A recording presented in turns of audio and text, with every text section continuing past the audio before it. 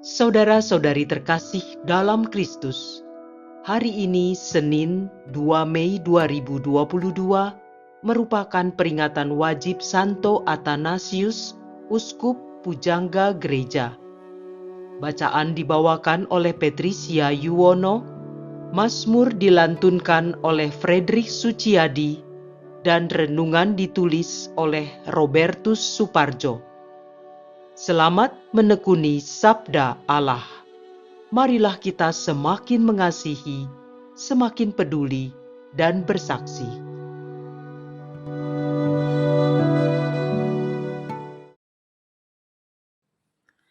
Bacaan dari Kisah Para Rasul, bab 6, ayat 8-15. Stefanus, yang penuh dengan karunia dan kuasa, mengadakan mujizat-mujizat dan tanda-tanda di antara orang banyak. Tetapi tampillah beberapa orang dari jemaat Yahudi yang disebut jemaat orang Libertini. Anggota-anggota jemaat ini adalah orang-orang dari Kirene dan dari Alexandria. Mereka datang bersama dengan beberapa orang Yahudi dari Kilikia dan dari Asia. Orang-orang itu bersoal jawab dengan Stefanus. Tetapi mereka tidak sanggup melawan hikmatnya dan roh yang mendorong dia berbicara. Lalu mereka menghasut beberapa orang untuk mengatakan, "Kami telah mendengar dia mengucapkan kata-kata hujat terhadap Musa dan Allah." Dengan jalan demikian, mereka mengadakan suatu gerakan di antara orang banyak, serta tua-tua dan ahli-ahli Taurat. Maka mereka menyergap Stefanus, lalu menyerahkan dan membawanya ke hadapan mahkamah agama. Lalu mereka memajukan saksi-saksi palsu yang berkata, "Orang ini terus-menerus mengucapkan perkataan yang menghina tempat kudus ini dan hukum Taurat. Sebab kami telah mendengar dia mengatakan bahwa Yesus orang Nazaret itu akan merubuhkan tempat ini dan mengubah adat istiadat yang diwariskan oleh Musa kepada kita." Semua orang yang duduk dalam sidang mahkamah agama itu menatap Stefanus. Lalu mereka melihat muka Stefanus sama seperti muka seorang malaikat. Demikianlah sabda Tuhan.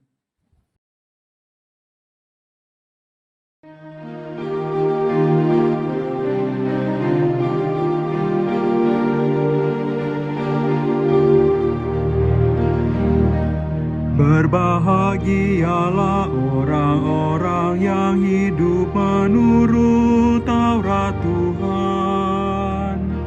Sekalipun para pemuka duduk melawan aku, hamba-Mu ini merenungkan ketetapan-ketetapan-Mu. Ya, peringatan-peringatan-Mu menjadi kegemaranku, dan kehendak-Mu menjadi penasihat bagiku. Berbahagialah orang-orang yang hidup menurut Taurat Tuhan. Jalan hidupku telah kuceritakan dan Engkau menjawab aku. Ajarkanlah ketetapan-ketetapan-Mu kepadaku.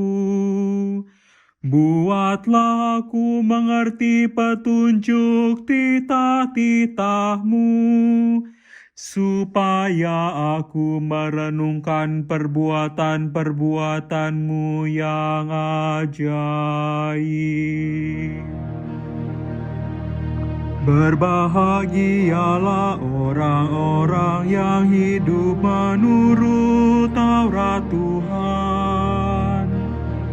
Jauhkanlah jalan dusta daripadaku, dan karuniakanlah hukum-Mu kepadaku. Aku telah memilih jalan kebenaran, dan menempatkan hukum-hukum-Mu di hadapanku. Berbahagialah orang-orang yang hidup menurut Taurat Tuhan.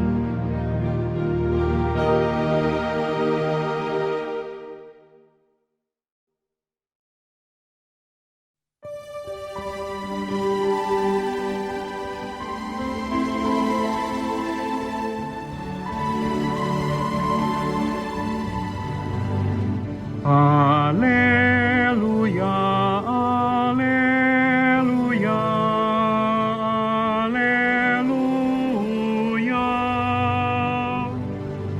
Manusia hidup bukan dari roti saja, tetapi dari setiap firman yang keluar dari mulut Allah. Haleluya, haleluya, haleluya. Haleluya, haleluya, haleluya.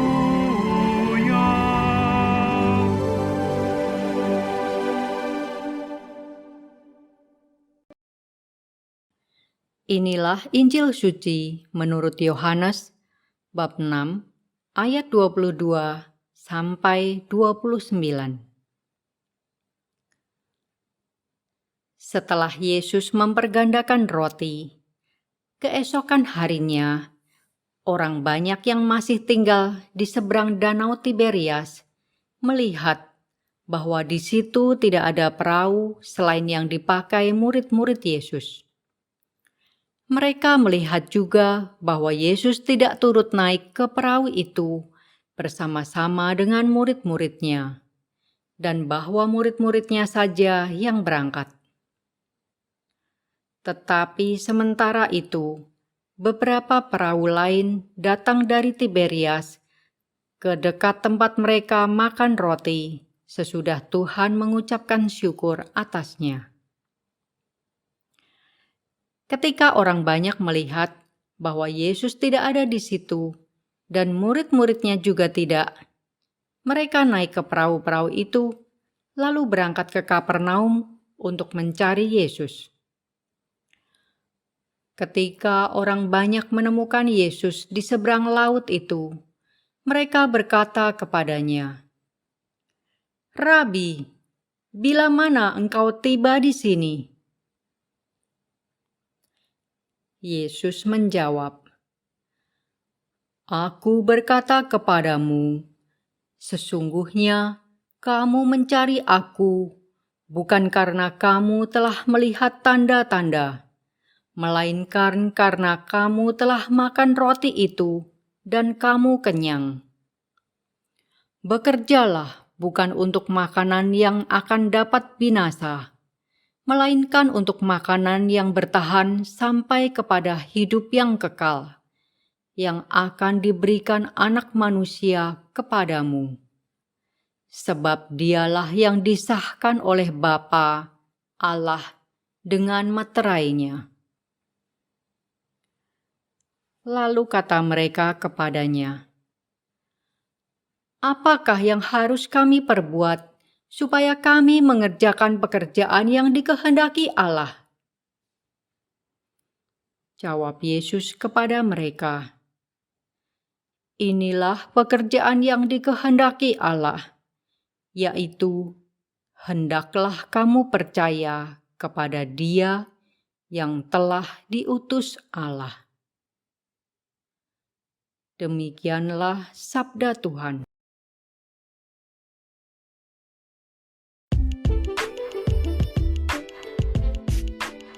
Kerjakanlah apa yang Allah kehendaki. Renungan dibawakan oleh Nikolaus Cipto.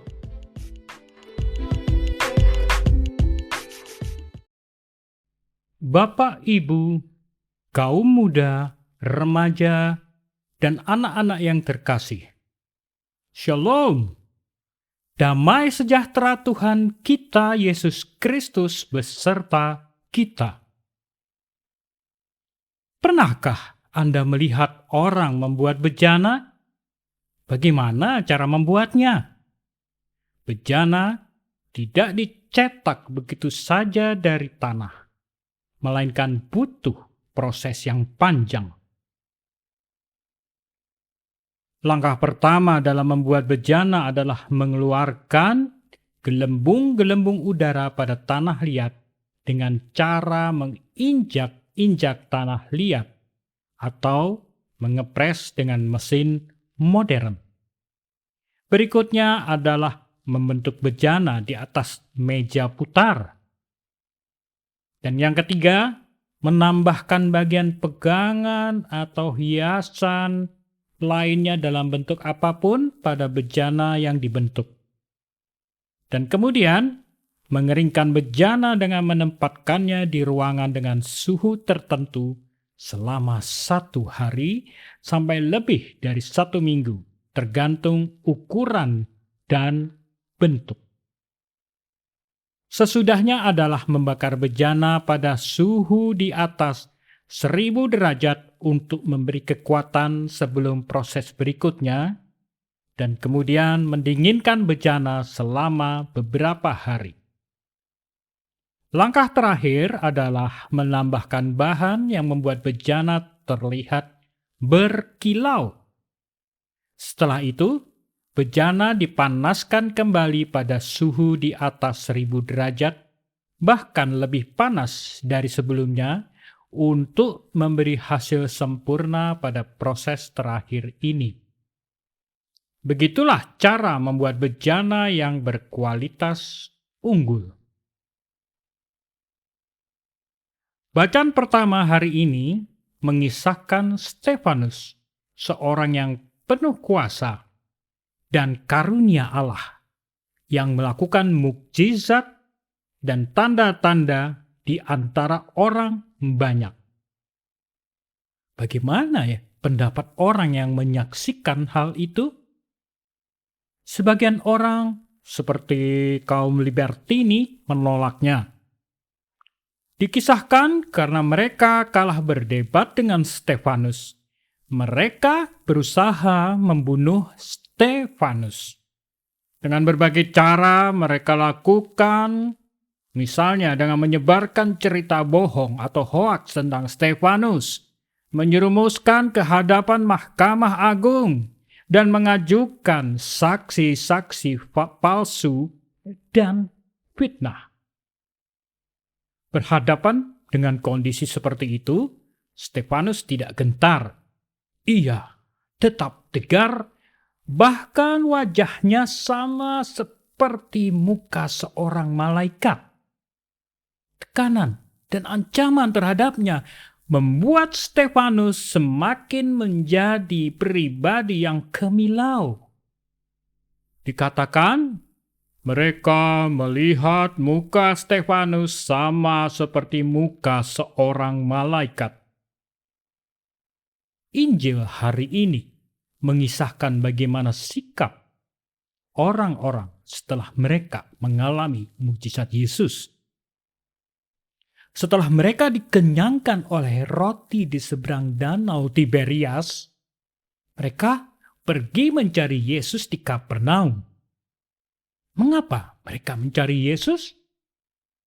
Bukan karena mereka melihat mukjizat, melainkan karena mereka telah dikenyangkan. Dan tampaknya Yesus tidak menyukai itu. Yesus mengatakan kepada mereka agar mereka bekerja mencari makanan yang tidak dapat binasa, bisa bertahan sampai hidup kekal yang diberikan oleh Anak Manusia. Bapak, Ibu, kaum muda, remaja, dan anak-anak yang terkasih, Apa yang dialami Stefanus sering terjadi pada kita di saat ini. Setiap hari kita dapat membaca dalam media sosial begitu banyak orang mengungkapkan kebencian pada orang lain karena rasa iri, dengki, atau cemburu. Tidak sedikit orang membuat berita bohong, menyebarkan isu jahat, berusaha menjebak dan menjebloskan orang agar mereka jatuh dan hancur. Kita bisa menonton di layar televisi para tokoh, pejabat, dosen, karyawan dengan tanpa rasa malu membuat berita fitnah pada orang lain. Itukah yang Yesus kehendaki? Bukan. Sebagai pengikut Kristus, kita mesti selalu memurnikan motivasi kita. Yesus menegaskan bahwa semestinya mereka melihat segala yang Yesus lakukan bagi mereka merupakan tanda untuk menyingkapkan identitas atau jati dirinya. Pemberian makan secara ajaib itu menyingkapkan bahwa Yesus adalah Allah yang sejati, sumber kehidupan, dan pemelihara umatnya. Yesus adalah Mesias sejati yang disahkan oleh Allah. Apakah yang Yesus kehendaki? Ketika mereka bertanya, apakah yang harus kami perbuat supaya kami mengerjakan pekerjaan yang dikehendaki Allah? Jawabnya adalah, hendaklah kamu percaya kepada Dia yang telah diutus Allah. Apakah artinya? Yang pertama, mengandalkan hidup pada Yesus. Mempercayakan hidup sepenuhnya kepada Tuhan. Yang kedua, mengiyakan, membiarkan diri dituntun dan dibimbing oleh Tuhan. Kita menyerahkan dan mengandalkan kuasa kasih dan kerahiman Tuhan. Yang ketiga, sikap penuh pengharapan kepada Allah. Penuh pengharapan kepada Allah akan memberikan daya tahan, ketenangan, ketekunan, dan kekuatan iman. Rasa gelisah akan pudar ketika pengharapan iman berkobar dalam hati. Yang keempat, keterbukaan. Percaya pada Yesus berarti membuka diri, membuka hati untuk diubah oleh Allah. Semoga melalui mendengarkan dan merenungkan firman Tuhan hari ini, kita semakin dimampukan untuk hidup sebagaimana Yesus kehendak, menjadi murid dan utusan pewarta kebenaran dalam hidup kita. Marilah berdoa. Tuhan Yesus, curahkanlah hikmat dan roh-Mu kepada kami, agar kami semakin memiliki iman yang kokoh, kepercayaan yang kuat bahwa Engkau adalah Tuhan kami, sehingga kami mampu memberi kesaksian seperti Stefanus. Sebab Engkaulah Tuhan dan pengantara kami, kini dan sepanjang masa. Amin.